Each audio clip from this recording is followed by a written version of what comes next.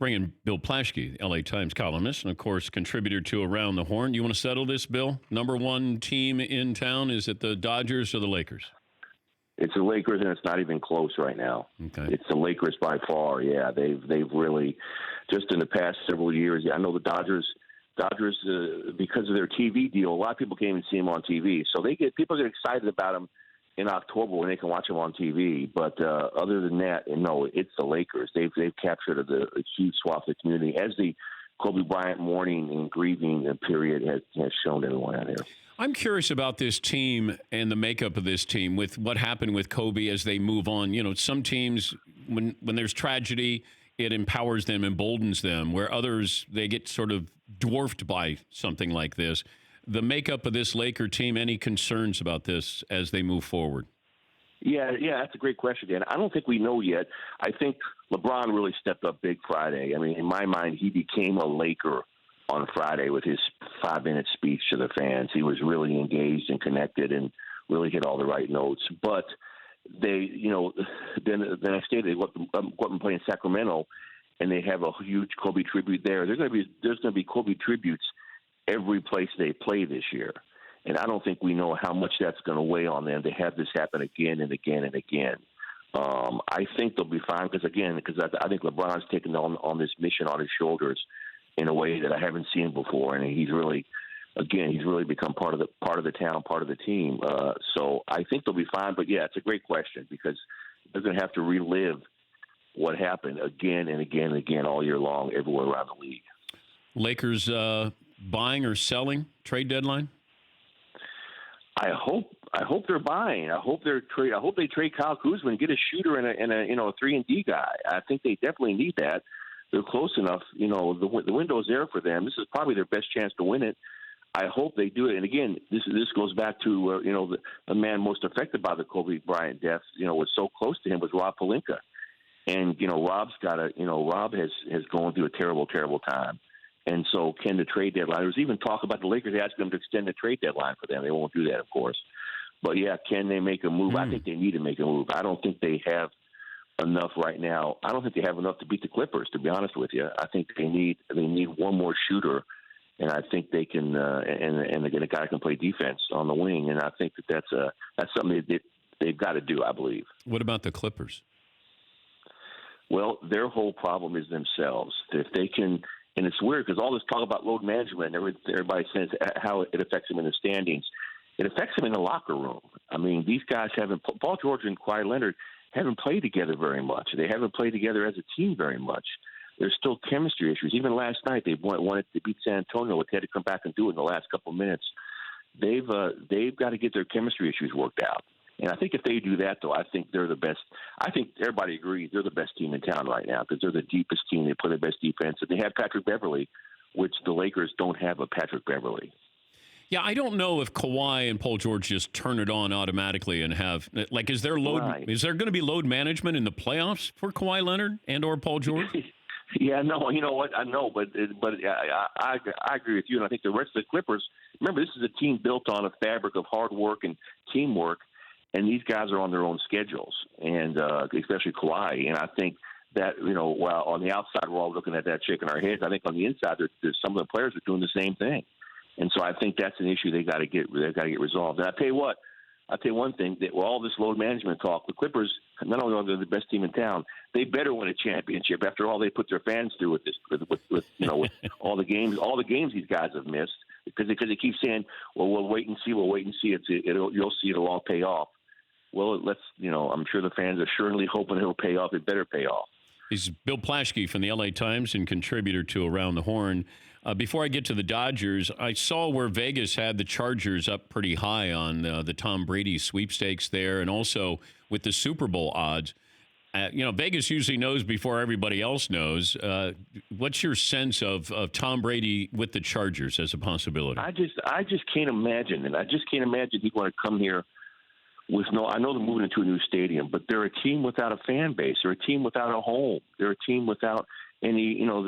They played 16 road games last year. Their players said it. I wrote it. Everybody wrote it. I don't see why he would want to come here. I just have no idea why I'm sure the Chargers would take him. They're desperate for anything, for any buzz, for anything to kind of latch on to the town and get somebody to pay attention to him. But I just don't. I just think it'd be a bad move for him. I just think it would be, and I still think, and of course you all discuss this on the show ad nauseum, but I still think he should stay in New England. That's his best chance of a championship. But yeah, the Chargers, they would love him. I don't see what the upside is for him out here. I mean, he's not coming. It's like saying you're coming to L.A. and then you go play for the Angels. It's worse than that. It's like saying you're going to L.A. and you go play for the Ducks. It's the Chargers are not. They're not L.A. So I don't care where they're. What's the stadium they're playing in? He's going to be on the road for 16 games a year, and I don't think that's the way he wants to end his career. Speaking of a star maybe leaving New England, Mookie Betts and the Dodgers, I thought the Dodgers might have needed pitching more than another outfielder, Bill, but, Mookie is a great player. I know you get David Price here. I don't know if I want David Price at that price, but I don't want David Price at any price, yeah. But I think they're going to have to take him to make this deal work. And no, I think they're convinced, and the stats will prove it out, that what's hurt them down the stretch the last 3 years is they've batted about 200 in the last series of the season. They're hitting. They need a stud October hitter. They need a guy who can drive the ball. They need a guy at the top of the order. They need somebody, and Betts is perfect for that. He would put them over the top. And the clearest question everybody in town's asking is, will the Dodger management pay the $96 million to take David Price in the deal? That's the holdup right now. Will they do that? And I think the pressure is on them to do that because they really should have had Garrett Cole.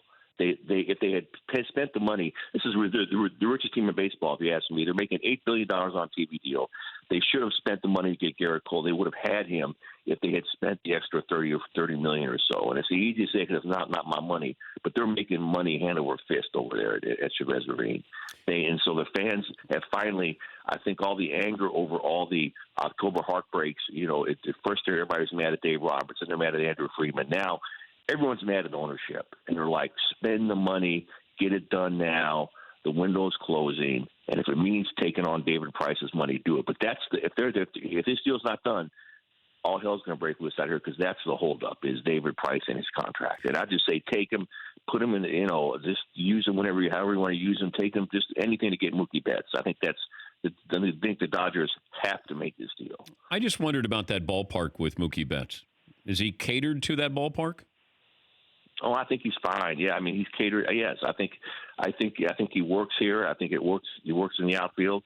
He's a great fielder, and I just think it just gives them a legit. I mean, this guy in the last 4 years is the second best player in baseball to Mike Trout, if you ask me, and I think the stats will prove that out. I just think they need that swagger. They need that stud hitter, and more importantly, frankly, and then whether they work in Dodger Stadium, because they're going to win 96 games in Dodger Stadium in the regular season.